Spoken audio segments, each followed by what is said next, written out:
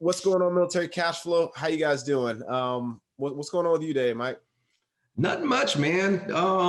Just taking it day by day. Hey, man. So the hotel company, we've found a private investor essentially who's willing to give us a business development loan at 3% interest. Right. And so if for anybody who's listening, that's how banks make their money, right? They borrow money at basically nothing and then they lease it out to you, right? Or let you borrow it at 5% or whatever, and they create the spread. So as you're aware, I've mentioned it before, some of our targeted IRRs are somewhere around 20%, 25%. So if we can leverage money at 3%, and it's not like a little bit of money, it's not like $100,000, it's like a lot of money, right? And so I'm waiting for it to actually come to fruition before I get too excited. But if this does happen, we'll be able to really scale and just to collect that yield there. So that is pretty much where all my eggs are at right now. But besides that, man, staying focused on that and just living life, man. How's everything with you? Everything's good, man. You know, like I feel like I'm doing hotels myself, dude. Like I brag about you guys all the time. Like I brag about like you and the team. Like, yo, man, you listen to my business partner, dude. He's doing hotels and shit now. You know what I mean? So I don't know. I just think it's really, really cool. So, but that's good stuff to hear, man. What's going on with me? We finally, we passed our real estate exam, my wife and I, a little while ago, and right now we're just going through the process of getting everything together. We are joining with EXP. So getting everything together as far as our realtor status and all these things. And with the pandemic still kind of going on, people are still working from home. So it's slowed down the process a lot. So really we're just waiting to get finalized with everything. So that's the main thing we're on right now. Other than that, we're just, got little small wins here and there. We're finally paying off the last little bit of our debt. So, on April the 1st. So really excited about that. We've been trying to, we've shifted a little bit to my wife and I, our mindset was on just acquisition. And now we're just trying to invest from a very, very strong financial position, right? Mm-hmm. So we're making sure all of our debts are paid off now, and then building a large reserve.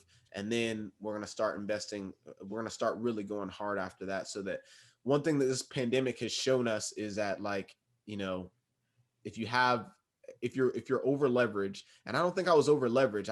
I had like anywhere between 20 and 30% on each one of my assets, right? Like in equity, right? Mm-hmm. So I never thought I was over leveraged, but one thing I was somewhat over leveraged on was the cash flow. So, that I had to deal with a couple of evictions, a couple of people that weren't, paying rent. And when I have 8 units, right? So if 2 or 3 people or 4 people are not paying rent, now I have to start coming out of pocket, or it starts eating away at that reserve that I did have. And this has been going on for almost a year. So luckily I did have those reserves, but now it's time to replenish those reserves. And again, now we're going hard on trying to invest from a very, very strong financial position versus only relying on our reserves for those assets. So that was kind of a long-winded way, but that's pretty much what's up with us. About to go to a little soccer practice. My kids started soccer, so pretty excited about that, seeing them do the little Pele out there. So that's pretty cool. But that's what's up with me, man. Today's guest, though, Hutch, the Marine investor with H Squared Capital. Hey, this is a great episode, man. This is like, if we talk about, investment church, man, like that's what it felt like. Like he kind of took us to church, dude. Like really very, very inspirational things that he was saying. A lot of things that should resonate with anybody that's listening. So we talked a lot about building your financial future and being intentional and not waiting until the last minute to, start figuring out what you're going to do. So what do you got, Mike? Yeah, I mean, he covered a lot, just like you said. And one of the things that we really noticed not really for the first time, but it really came to highlight during this episode was how closely knit all of the military investors are, which is insane to think that we literally met in 2019. Look at the growth that both of us have individually seen together. We've seen It is insane when you get like-minded servicemen and women together, the things that we can do, right? And another thing that he really highlighted that I think everybody here will appreciate was his investment strategy. And we don't talk about it too much, but how he got started. He actually did a live-in flip with his VA loan to take the profits and put it into syndication. And I don't know why that hasn't even dawned on me yet to think like, damn, just do live-in flips and then put it in a passive investment vehicle and be done. So he covers a lot of stuff. And I'm actually really excited for us to talk for us to get into this podcast here, because I think everybody here is going to take something away from it. So without further ado, let's get right to it.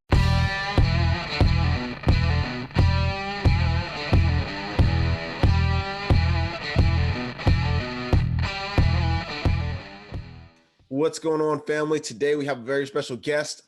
We got Hutch, the investor from H Squared Capital. Hutch, thank you so much for coming on today. Would you please let us know a little bit about yourself, what you do, maybe a little bit about what your company does? Can you give us that information, please? Yeah, absolutely, man. So, fun fact, right? So my name was supposed to be Sheldon Hutchinson, right? So I was in the third grade, and my principal, this is in Jamaica, my principal came to me and he said, "Did you know that your name is not Sheldon?" I'm like, "Oh, what the hell are you talking about?" You know, I probably didn't say what the hell you talking about, but no, my name is Sheldon.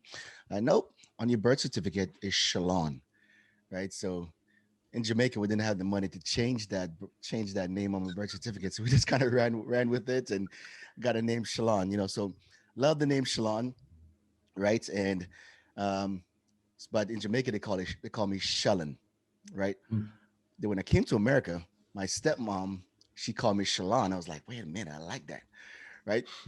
So I started introducing myself as Shalon. Joined the Marine Corps, they call me Hutch. I'm like, man, that's very manly, right? So I started going by Hutch. Then after I got married, I realized that my wife brought it to my attention that I introduced myself to females as Shalon and to dudes as Hutch, like real manly, right? So I'm like, man, I just go with Hutch, you know, so I kind of stuck with Hutch ever since then, you know. So with real estate, I think anyone who's listening to the show understand that when people hear your name or hear your story or hear about you, there need to be something that's memorable, right? So, and that's why I throw in Hutch, the Marine Investor, right? And that's my tagline on LinkedIn as well. You know, so that is a little bit about myself. I'm an active duty Marine. I've been a part of this professional gun club for a little bit over 22 years. I'm looking to do another 36 months so I can fulfill this E9 obligation, right? And then move on to fulfill my passion of doing multifamily acquisition full time. Right. So it's super important, as we all know, that as you get towards the end of your career, right? You've been in the Marine Corps, you've been in the Army, you've been in the Air Force, any branch of service, right? For an extended period of time, it becomes a part of you, right? And you develop a certain level of passion, right? That it's really hard to shake it sometimes. And we see a lot of folks going to depression. A lot of folks find it hard to fit it into the workforce, right? So Athena said to me one day, she was like, Shalon, she called me Shalon, right? um, I'm concerned. I'm concerned that when you retire, you're going to wake up Saturday morning, you're going to get dressed in uniform, and you're going to sit there, right? So it's really, really important that I fulfill the passion that I have for the Marine Corps with something else, you know. So I'm really looking forward to fulfilling my passion full-time as a real estate investor when I retire from the Marine Corps. Man, you hit something right on the head that I think a lot of people don't address. And I think it's extremely important, but it's just the mental health and mental stability for most of our men and women that are serving. A lot of times, like you mentioned, just due to being in proximity of the military for so long, your level of passion and fire and desire around the military starts to grow and it becomes your life. That is truly it. Your friends, your colleagues, maybe sometimes your spouses all came from this event. And then when it's gone, there is nothing else in the world quite like the United States military, right? There's nothing else that really fits that mold quite the same. So I love how you mentioned that you're finding something to not necessarily replace, but to supplement that passion and that fire that you have in real estate. So I love that. Now, what got you started in real estate? What I mean, you've been in the Marines now for so long. What kind of clicked for you to say, let's play with real estate a little bit? No, it's always been there. Look, a lot of the things that we end up doing in life are based on the tribal knowledge that we receive as children, right? See, Mhm. in most culture, they'll tell you that give me a child from birth to age 7, and I'll show you the man or show you the adults, right? So we absorb a lot of those things from a small community. But so for me, when I came to America in 2000, not 2000, in 1998, right? My dad was doing some real estate up in New York, but his paradigm was a single family space, right? And he was listening to those Coltrane Sheets cassette that talk about how to drive around and looking for properties that might be neglected, and then send out a mail out or call those person, whatever the case may be. So he taught me that, and I was intrigued by the possibility of owning more of America, or owning some of America, right? So he copied those tapes, sent me some of those tapes. I started listening to those tapes as well. But with my Marine Corps career, I was not able to focus on the actual investment portion of it. But I understand the concept and the benefits of real estate. But it's mostly the single family space, you know. So when I got married in Hawaii, I called up a bank and got pre-qualified for a loan, and they pre-qualified me for around $90,000 because I wanted to buy some real estate, but I wanted to buy a house because that's what resonated with me based on what my dad taught me, right? So I got approved for $90,000, and but that couldn't buy a house in Hawaii, but it could have bought a condo. I don't know nothing about condo, but I wanted a house. So fast forward, it was not until 2005 when I purchased my first single family. Well, it was not a single family; it was a condo. And man, it blew my mind when I was talking to my realtor, and she was telling me that in 2001 she had bought a few condos for like $35,000, and in 2005 she was selling them for over $300,000 in Hawaii, and that blew my freaking mind, right? So we purchased the property, and we lived in. Actually, we didn't live in there. We cleaned it up, and I deployed right away. So while I was deployed, as you know, what a lot of service members do if they have a spouse with young children, right? That spouse usually go home and stay with their mom or their parents or the family, so they can have that support. So Athena did that, and we put a renter in the house because, as we know, when you purchase a property with the VA loan, the stipulation is you either occupy or intend to occupy, right? So I deployed, and by the time I came back, Athena had sold that condo, and we had bought this single family fixer upper in Hawaii, right? So we bought it. We bought a condo for 160, and within within 7 months, in less than 7 months, we sold it for $235,000. It was crazy. So it was good. So had I known what I know now, of course, all the profit would have been rolled over into a real estate syndication so I can grow that money passively. And I would have used my VA loan again and bought a property with no money down. But I used that money, all that money, to buy a single family fix the upper, put some money to that property, pay off some bills as well, change the lighting, paint the house, change the appliances, and just kind of upgrade it with the intention of selling it for profit in the future. That's awesome that you. Love So it. what time frame was this again? You said this was like 2005 So ish. this is around May of 2005, and we sold it by November 2005. So that was before like I don't even think like Bigger Pockets or any of those like larger platforms were around during that time. I mean, I guess maybe it was just going on books. How did you know to do that and have the mindset to like know I'm gonna buy this property and on the front end, I'm going to make the money, meaning I'm going to buy the property and I'm going to make sure I can fix it up. And then I know I can sell it at a profit whenever I PCS or whenever times change. How did you know that? Where was your education coming from outside of, your dad and Carlton Sheets? Right. So funny you asked that. So in the meantime, my dad was a realtor, a real estate agent as well. So also became a real estate agent in Hawaii. Nice. So that kind of worked itself out of learning that knowledge of how the property acquisition and the exit strategy work, why people buy, why some people sell, so on and so forth. So you had to be like, so at that time you had to be 2005, 15, 16 years ago. I mean, you had to be what, an E6, E5, somewhere around there. And you were just doing it. You were out there. Hey, I'm in Hawaii. I'm married, and I'm making all these big moves. What did your peers think of that? And were you able to maybe, I guess, help them out and do the same thing?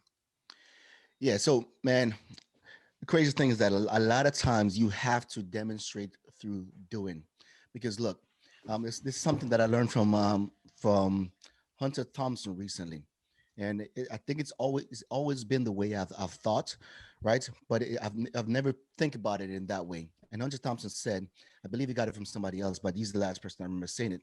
He said that the eyes will not see and the ears will not hear what the mind is not looking for, right?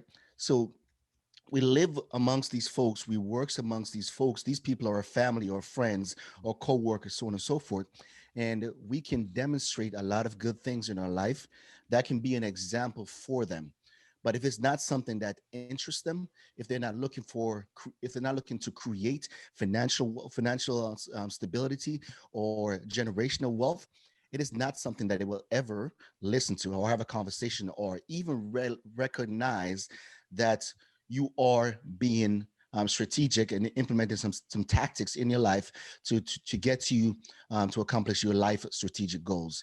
You know what I mean? So I did have a few folks at one of my sergeant that went through the real estate course with me, right? And then a couple folks that talked to me about purchasing property, but it was through demonstration, and having those conversations. Now, so even though those folks are not looking for the things that can better their life, it's really important that the ones we care about, right? Even the ones we work with, the ones that are part of our family, that we plant that seed. Even if we know they don't understand it, they won't appreciate it, or they won't accept it, plant that seed. And eventually, when that individual grow, right? When I eventually have that maturity. No, one of the things I said to my kids whenever I asked them, have you done certain things, right? And they said, no, Dad, I haven't done that yet. I said, okay, understood. I'll remind them again, have you done this? And then I would tell them, whenever that becomes important to you, I bet you will do it, right? But unfortunately, for some of us, that is too late, right? For some of us, we want to implement those things in our life after an incident or accident or a life trauma, right? We are broke and now we need to make some money. What if you have taken that opportunity to learn about certain concepts that give you certain financial education or the tools in your tool belt to ensure that you don't go broke, right? So you never hit rock bottom and you can continue to elevate in your life. You know what I mean? So I keep planting those seeds with those individuals that I come in contact with. And eventually some of my friends were like, that makes sense, Hutch. How can I do that? I love that. Man. I Yeah. absolutely love that, Yeah. man. Like that, this conversation is one that I have amongst other military investors very, very often. How do we plant this seed to the next future generation? Because you're talking about, hey, most people don't realize it until they're too late, and that's when people are starting to do we call it ACAP process, where they're actually getting at transitioning out of the military. When they Right. start that transition out of the military is when they start to think, oh, whoa, what am I going to do? What am I about to do now? I got to go work for another 30 years or another 20 years until I retire. Well, you're presenting other options, and I love that you're planting those seeds. So that's amazing. That's awesome. Yeah. And I will say that a lot of us, once we start the journey, we almost feel inclined to show our family, right, and our close friends outside of the military the right way. And when they don't do the right things, we start to get frustrated, at least in the beginning of the journey, right? Where it's like, why, mom, or why, cousin, I'm showing you the right way. Why aren't you taking action? And just like you said, Hutch, if the mind is not looking for it, you're talking to deaf ears there. You're You just are. speaking, right? And I mean, I was guilty of it too. I read Rich Dad Poor Dad when I was 17, and I didn't know. I was like, this is a waste of a book. It didn't touch me at all. It was until I was 24, 25 when it really started to resonate. So I Lucky you, love right? that. Right? Yeah, lucky me. Lucky you. So my good friend, Gunner Sergeant Sir Patham, he told me about Rich Dad Poor Dad about 15 years, but now probably about 18 years ago, a long, long time ago. we're like, Hutch, read Rich Dad Poor Dad. And that goes to my point that I talked about earlier, that said that a lot of us don't do things until it becomes important to them, right? I didn't read Rich Dad Poor Dad until around 2017, and that was a crazy paradigm shift. But at the same time, though, when you really think about, oftentimes I hear people ask the question about, if you should talk to the younger you, what would you tell you younger you, or what would you change? But if you really look at the way we grow, the way we mature, a lot of times, younger age, we don't have the mental capacity or the understanding or the maturity to really take action on the things we learn. For example, every time I read Think and Grow Rich, something else stands out to me, right? Because I have experienced life. I have implemented some of those tools that it talks about, right? So now I go looking for that information, looking for more on how I can grow the knowledge that I've already attained. So I didn't read Rich Dad Poor Dad until 2017, and I don't believe I would have been ready for that information. So You know what what I was the mean? changing point for you? You said, we don't get that until we're ready, right? And I know what the changing point for me is. Mike has told his changing point. What was the changing point for you that's like, now it's important to me. Now I want to read it. Now I want to implement it, and I want to take action. Yeah. So 2018 is when I hit my 20-year mark in the Marine Corps, right? So that's close to retirement, right? A lot of Mhm. us try to figure things out. So that was kind of for me. And at the end of that, we had the conversation like, what will be the next move? Because as we know, military retirement is good, but it will not be able to maintain a lifestyle. And I have, well, since then it has grown dramatically, but I had a bigger vision for my life than a military retirement could provide for. You know what I mean? So as you start looking at the transition, you starting to look at the possibility. And when you start looking at the possibility, then it's really important for us to surround ourselves with those people that look like us, right? Those people who have experienced the military, it's those people who are getting ready to retire, those people who have a family to provide for, right? Beyond the military. And what are some of those things that they're doing? Look, Warren Buffett says success leave clues, right? And if we started to attract those relationship of those people that look like us. I know I've been saying that a lot recently. I'm not talking about in physical appearance. I'm talking about those that have the mental capacity and the drive and the vision for their family, right? Beyond a mediocre life. Right. So those people who want to take their life to the next level, those are the people that I consider that looks like me. Right. So I want to surround myself with those people. So in 2017, 2018, we started looking at that, what the vision of my life looked like, of my family's life look like for the future. And we had to make a change. So I went seeking for information and people that look like me. I love it, man. And you talk about just the disciplined action. Why wait until it becomes apparent for most people, right? Why not just do those small disciplined actions now to set you up for financial success in the future? It's just like going to the gym. If you spend 10 minutes a day now for the next 20 years working out, you are going to be substantially in much better health than the person who doesn't work out until 10 years from now, right? Same thing with those small financial steps towards progress, right? Whether it's budgeting, buying that first rental, or anything else. So I really commend you on that.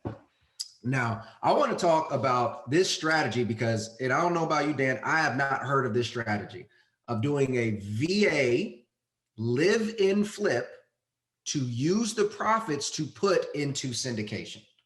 And now I want to talk about where did this journey, because now your space is primarily multifamily.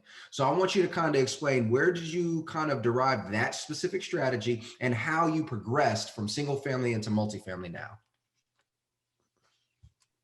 Yeah, absolutely. So on your show notes, you talk about that one deal that to talk about one deal.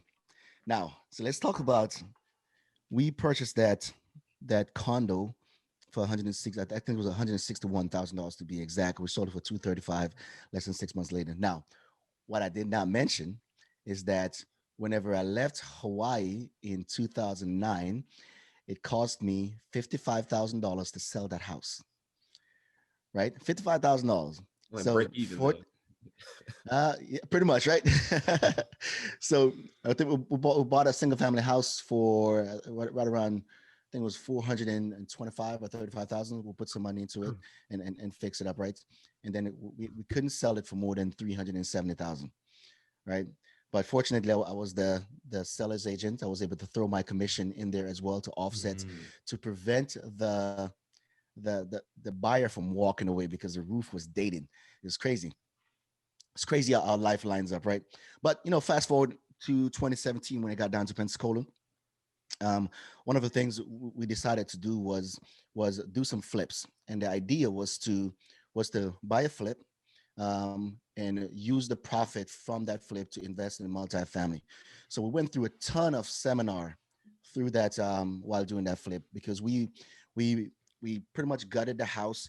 There was an empty room that we turned into a huge master bedroom, right? And we installed a huge master bath, huge master bedroom, and shift the kitchen around and did some amazing things with that property. The contractor left and went down to Panama City because the hurricane hit Panama City and more jobs were there. It was crazy, so it took us 14 months, to fix and flip that property, all because we wanted to move that money into multifamily properties, right? So when we sat down, when Athena and I sat down, we look at it, we said, okay, 14 months for one property. If we had a 20 units, we could have renovated all 20 units already, and this property would still be cash flowing, right? So we decided to transition in 2019, to the multifamily space. Now, as we all know, multifamily investment is a team sport. It is absolutely a team sport. So with Athena and I, we did not know what we did not. We don't know what we don't know. So when we identify that we need to get off this island that we are, just our household, and start networking with others. So I signed up for the Michael Blanc. It's called the Deal Maker Live out in Colorado, not Colorado, out in Texas, Dallas, Texas in 2019. And our good friend Tim Kelly, y'all know Tim Kelly, right? Yep. Yeah, our good friend Tim Kelly. Before he was a major inspiration for me. He was talking about multifamily, so on and so forth. And he asked me, Hutch, why are you going to this conference? I said, well, because I need to network. Like, okay. He said, Hutch, do you have a specific reason for going to this conference? And we all know when Tim Kelly asks you a question, there's a 9.873% out of 10, right? Or 98.873% that he knows exactly where he's going with this conversation. He know what the answer should be or somewhat be, right? So like, you know what? I don't know what I don't know, brother. Why should I be? What are some of the big takeaways, from multifamily conferences? We're like, Hutch, when you go to these conferences, it's important that you're looking for cash, you're looking for partners, you're looking for deals, and it all depends on the value that you can bring to those teams, right? So I understand that. Look, I would need to get a partner. I've already networked with folks, who have money. So if there's a deal there, or if I can develop relationship with folks that have a constant deal flow, then that's something that I know that I can add value to, right? And all two of those happened. I was able to find a partner, Dr. Heath Jones. So Heath and Hutch, H squared capital, right?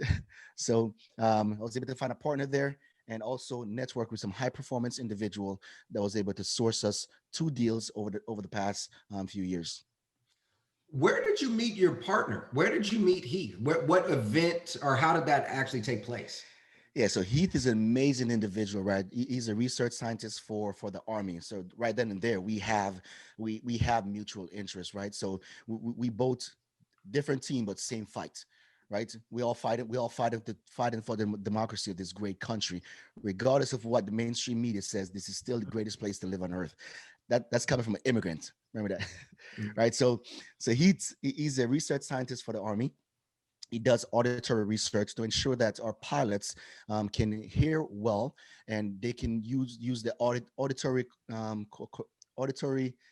to get awareness of where they are in the battle space for the pilots, right? So he does a lot of research to ensure that he can improve their equipments. Super intelligent guy.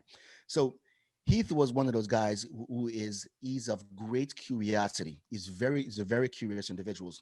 So prior to the Michael Blanc event in 2019, out in Dallas, we were communicating via the Uber app, where everyone who signed up for the conference get access to the Uber app, so we can network. And it's a really great tool. And here's why this is important. A lot of us, we think of ourselves to be introverts, and we speak to people that we know.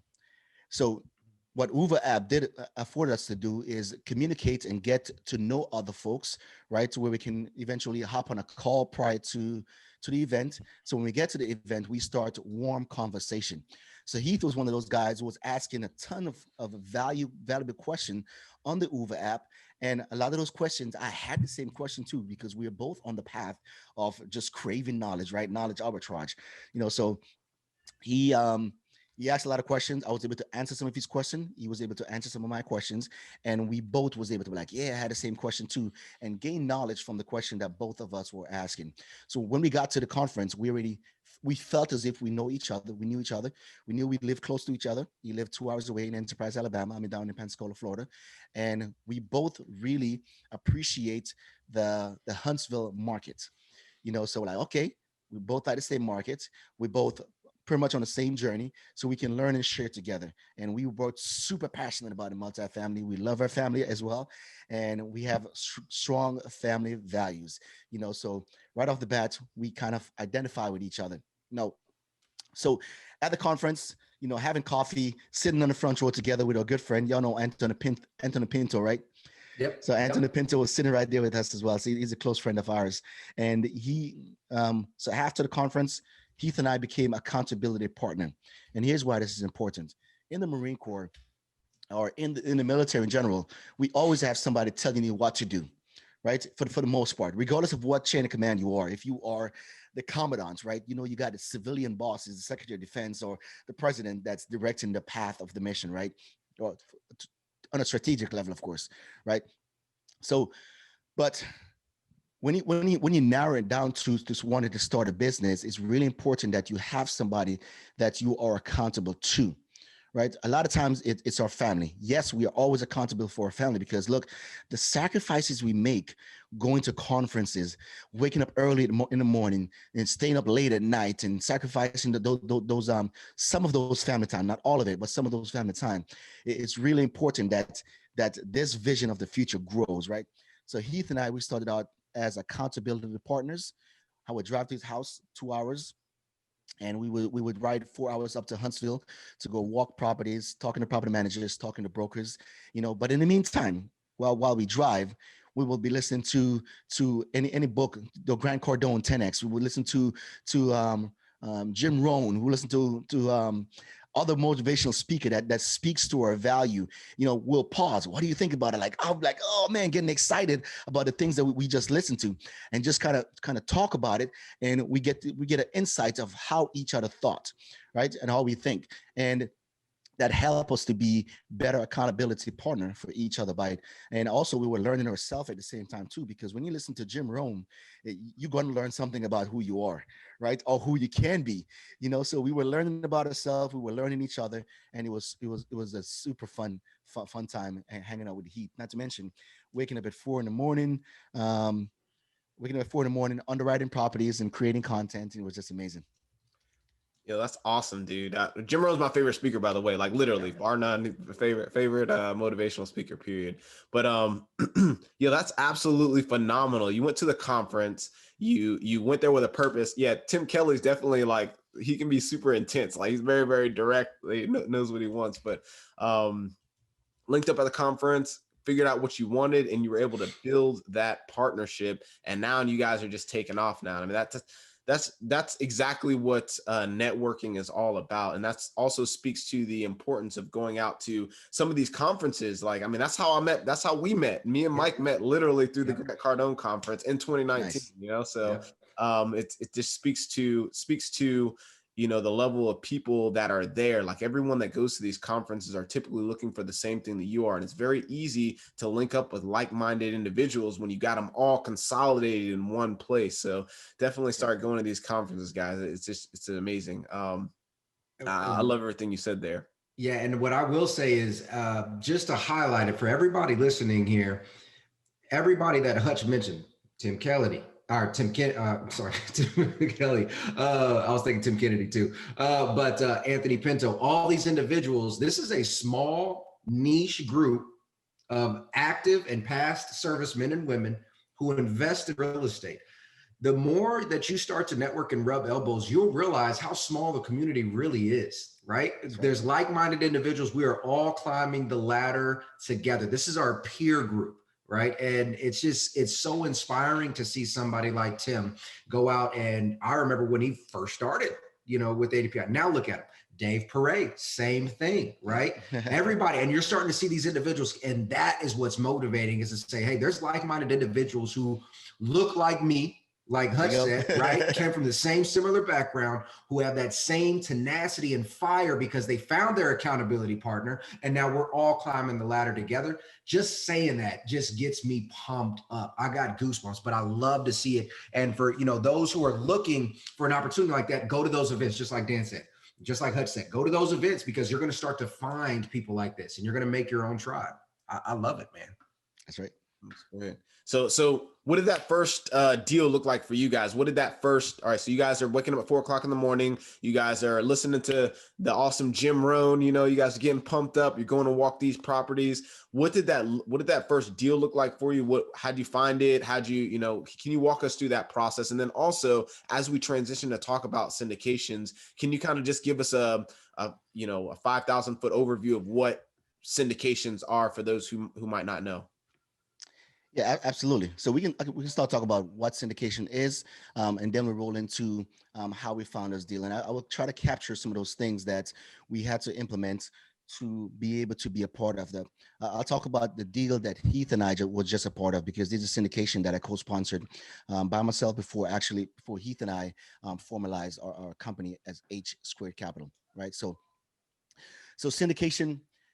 Now, look, a lot of us, we want to go through life and we want to earn our own money. We want to save our own money, invest our own money for our own benefits, right? And that is where a lot of us do. In the majority of society, people don't want to talk about money, right? It's my money. It's a taboo topic. I don't want to talk about it.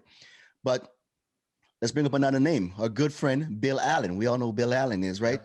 I was having a conversation with Bill Allen at one of the meetup here in Pensacola. And Bill Allen, he was talking to me. He said, Hutch, I love talking about money, Hutch. I'm like, interesting. Tell me more. It was like, Hutch, money has to flow. And that's why it's called currency. I'm like, oh, man. Game changer, right?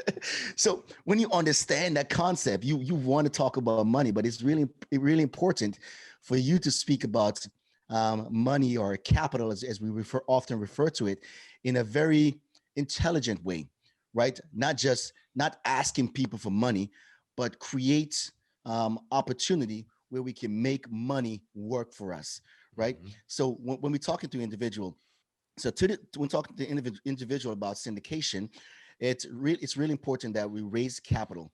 Some folks said if you find a good deal, the money will come. That is not always factual, right? It's really important that we have those relationships created so we can make an offer on a property with confidence, knowing that we can raise that capital in a meaningful time. Yeah. So for syndication is the bringing together of people to purchase a larger asset than they would be able to purchase themselves. Imagine this. A long time ago, this individual wanted to purchase the Empire State Building in New York. This is public information, right? Anyone can research it. And I ask that anyone getting into syndication, look up this story and use this to speak to those individuals who does not understand syndication, right? So the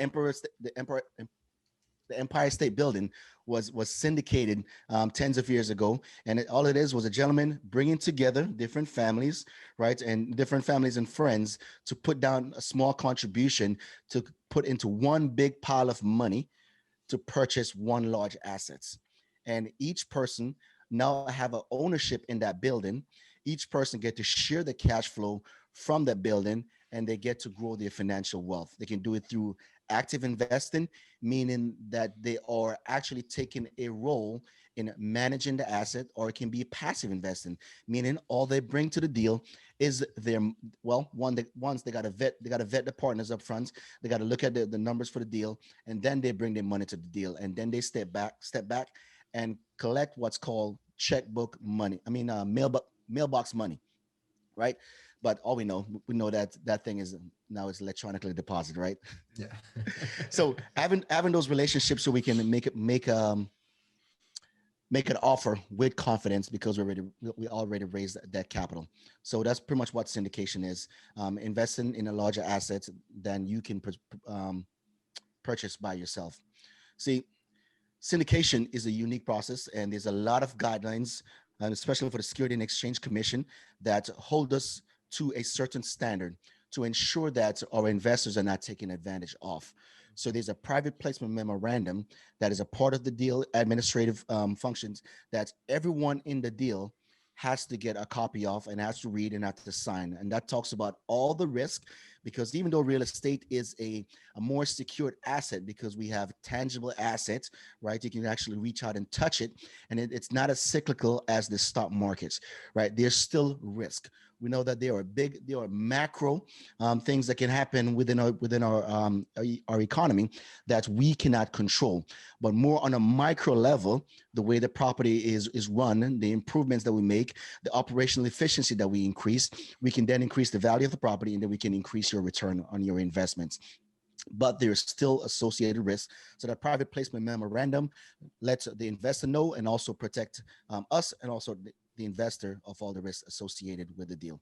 So to the deal that Heath and I just closed, 167 units in Augusta, Georgia, right? Augusta, Georgia. But so Augusta is a pretty unique, and a lot of folks call it the tertiary market because it's not as large as the New York City, the San Francisco, or the Dallas of this world, right? So it's a smaller market, but there's so much growth there. And here's one of the things that we are fascinated about the market. The cyber community down there is growing at a significant scale. The politicians in those areas, they are investing a lot in the educational infrastructure to be able to feed into those high paying jobs that are available in the area. So what happened is that as the population grows and as the job market attract more intelligent folks and people graduate from college, they have those high paying jobs so they can stay in those areas, right? Um, Additionally, we see people like, well, I won't mention the name, but those people that we admire in the multifamily space, people that we look to for mentoring, we see that they are buying properties in that area as well. When you see your mentors investing in the same market that you are, right, it gives you confidence that you are in the right place.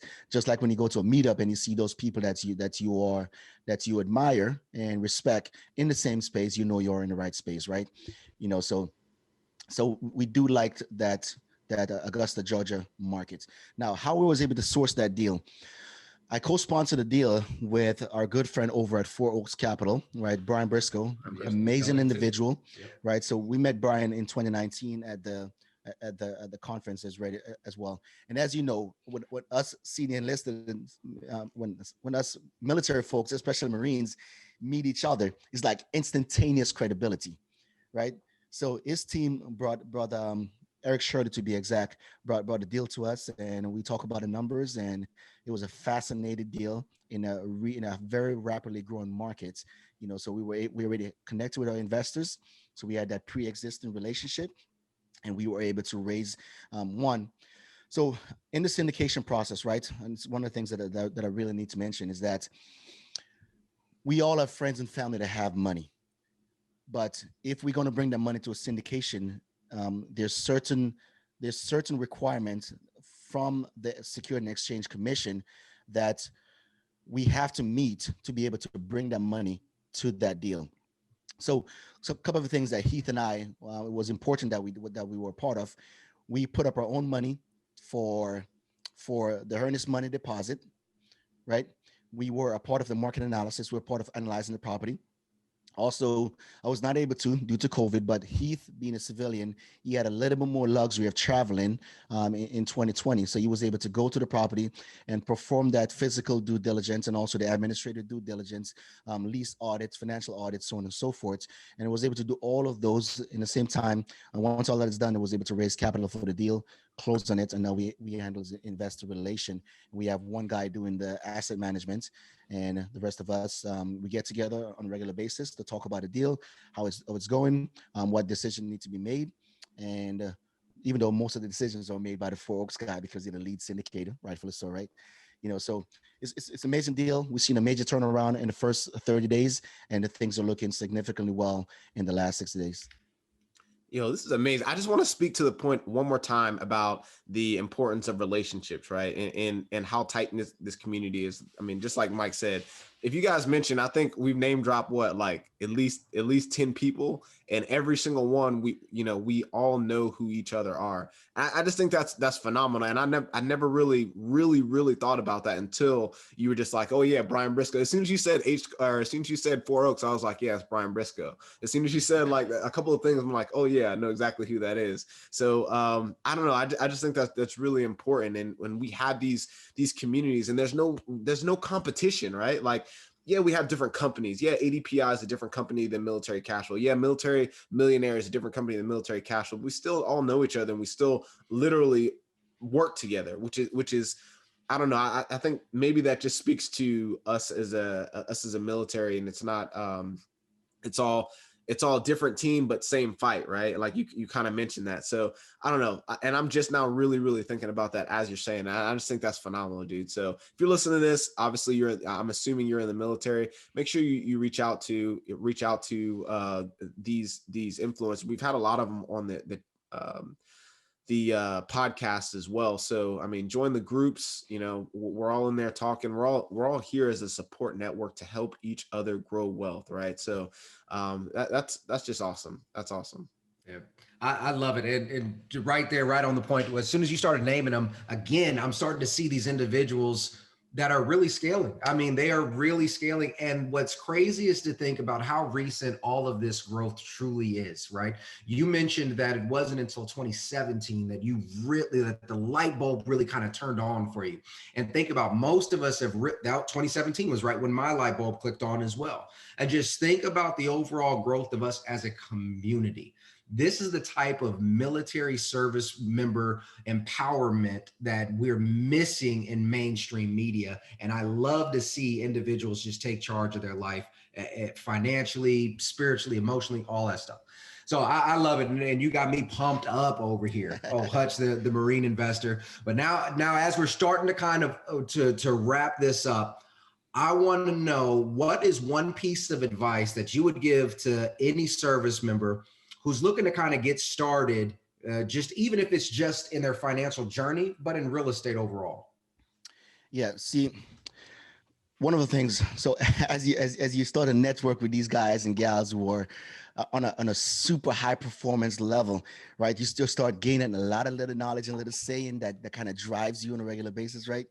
So one of the things that I've learned, and a lot of military folks can relate to this, as a junior officer, as a junior enlisted, one of the things that we're required to do is make our job our profession, right? And what that entails is digging deep and grinding and staying focused and getting those qualifications and, just learning your craft, right? So focus is super important whenever you are a junior Marine, junior sailor, or just a junior enlisted or officer. And what you notice is that as you started to get more senior, then your influence get broader, right? And you can create more balance now. So you go from being super focused to be able to create more balance. See, what a lot of folks try to do, they try to have both. They try to have balance and focus. And a lot of times when you're out of focus, you're out of balance. When you're out of balance, you're out of focus, right? So what I would tell anyone who's on an investment journey right now is, look, identify what you want. And I say that to say this. A lot of us, we live our life by default. A lot of folks, you ask them, what are you doing? Same old. How you doing? Same old. What does that mean? Does that mean that you have not made any improvements in your life?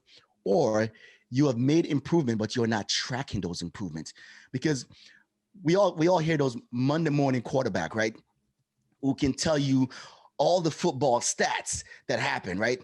But let's go ask them, what is the statistic of your life? Let's talk about that on Monday morning. How did you improve yourself last week? How did you improve yourself this past weekend? Talk about the statistic of your life. And when you start doing that, then you notice that you start really creating the future instead of living your life by default. And it's amazing. That gave me the tingle right now, right? Athena brought me this book recently, the High Performance Journal. And it has certain trigger words. And when you sit down to write things, it's amazing how your brain housing group can create a future for you that you never thought was possible. But you have to be intentional about it. So for anyone who's on an investment journey or a professional journey, look, just know that a lot of times when you're out of focus, you're out of balance. But it's important that you are living your life with purpose and not by default. Oh, I love that, man. I felt like I was in church or something, man. Yeah. Catch the investment Holy Ghost over here. You know what I mean? Those are excellent words. Excellent words. I appreciate that. All right. So how can our listeners get in contact with you? There's a plethora of ways, my friend. So as we know, we need to eliminate obscurity. So what we've done in the past since 2020, we have created a meetup. It's the Southeast Multifamily Investor Meetup, right? That goes every Monday at 7 p.m. Central. You can find us on meetup.com. We also got a podcast, the Multifamily Real Estate Experiment podcast. We have an interview over 60 guests so far. We have published 57 episodes. Each week, we ask a specific question, and we dissect that question to take our listeners on a journey to help them to get a better understanding about a specific topic. So, for example, how to utilize 1031 exchange, how to keep your ass out of jail when syndicating, little things like those. And we take them on a journey to help them better understand. So it's more of an educational platform than it is a podcast, because each topic is specific to the knowledge that is gained from that podcast episode. Additionally, you can shoot me a text at 850-466-8490 or an email at hutch@h2capital.com. Make sure you reach out to Hutch and his team over at H2 Capital. If you are trying to get into syndication, they are helping service members do just that. So make sure you reach out, and he'll be able to guide you in the right direction and help out. Remember, this is a very, very tight-knit community. We all know each other. We're all literally genuinely trying to help each other out to build that wealth. We talked about it at the very beginning about like, hey, that transition and about, kind of setting us on the correct trajectory to just success, whatever that means for you, right? And real estate can definitely help you in doing that. So do you have something else, Hutch? Yeah. I'd like to add one thing. So one of the things that a lot of us know is that we get into real estate to improve our life and our family's balance sheet or traditional wealth, whatever the case may be. But we all come to learn that the multifamily space is a very powerful space, and we can get to impact the life of each other's. So what Heath and I have committed to do in 2020 is donate 10% of all of our acquisition fee to nonprofit organization that benefits our veteran. Additionally, we allow for the deals that we sponsor, we have a smaller threshold as far as the minimum investment for military investors, because all the retired folks that we've spoken to, $35,000 seems to be the app and median that they can afford to invest, that meets their investment criteria, their investment tolerance, and also their investment capacity, right, or risk capacity. So that's what we're doing over here. And we really love working with service members. Currently, 88% of our investors are veterans. So really do love it. They do what they said they're going to do, and they always come through. They're the first one to wire their capital, and they mean business. I love it, man. That right there speaks again to just the level of the persons or the people that you two are over at H2. Money is just a tool, right, to acquire you whatever it is that you want to live in life. It amplifies the person that you truly are, right? So it's not the root of all evil, right? It really does kind of highlight. And so the fact that you're giving back a quite large percent of your acquisition fee, 10%, to charitable services, that is beautiful, man. So again, commend you for that as well. Really, really appreciate you coming on and dropping all of this knowledge. I've got so many notes. I got like 3 pages worth of notes here. And we touched on some of those crazy strategies that again are new. And I honestly, this is why I really enjoy this type of environment, being able to interview guests like yourself, because every time we speak to somebody, I take something away, right? I take something away and add it to my toolbox. So I really do appreciate you coming on and sharing your story with the audience. And we're looking forward to speaking with you a lot more and seeing where this growth goes. Yes, sir. Greatly appreciate this opportunity to share with your audience as well. Excellent. Hey, if you're watching this on YouTube, make sure you hit the like button, hit the subscribe button, hit the notification bell so that you guys can get our videos as they come out as well. And then leave a comment if you like to. We appreciate that. If you're watching this or if you're listening to this on podcast, please leave us an honest review. Make sure you check out those show notes and hit up H Squared Capital so that you can start investing yourself, right, to take control of your financial future. Other than that, this is Dan Wynn. And Mike Glaspie. Signing off.